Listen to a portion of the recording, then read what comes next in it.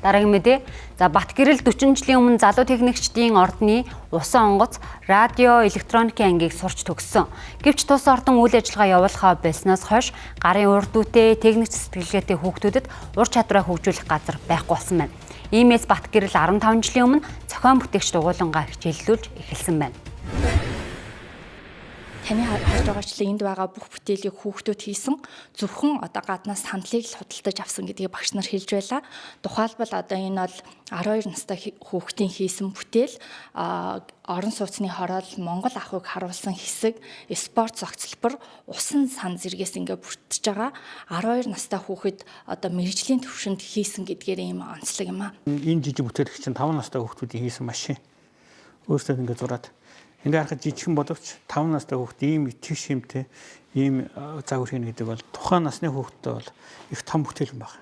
Бүгд хүүхдийн онцлог бүтээлүүд болоо явчихдаг. Энэ бүтээл гэдэг үзэхэд бол энэ машиныг өөрсдөө зохиож хийдэг манай хүүхдүүд. Бүгдийн зургийг зурч.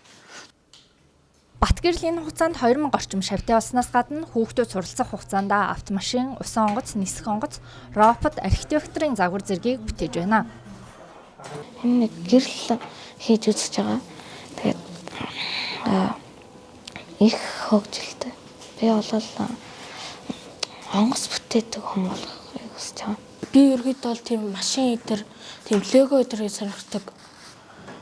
Тэгээд өөрөө биелүүлж үзэх үзхийг хүсээд тэгээд гэр бүлээс асуудалнаа явгээд тэгээд би энэ туулд явчихсан. Дугууландаа ингэж явж ирснээс хойш ямар бүтээл хийв? Тийм удирдахтай машин хийсэн. Одоо далаа дээржтэй онгоц хийж байгаа. Мөн тус дугууланд 6 сар сурсан хүүхэд их сургуулийн 3 дугаар дамжааны оюутны хэмжээний чадвартай болж төгсдөг.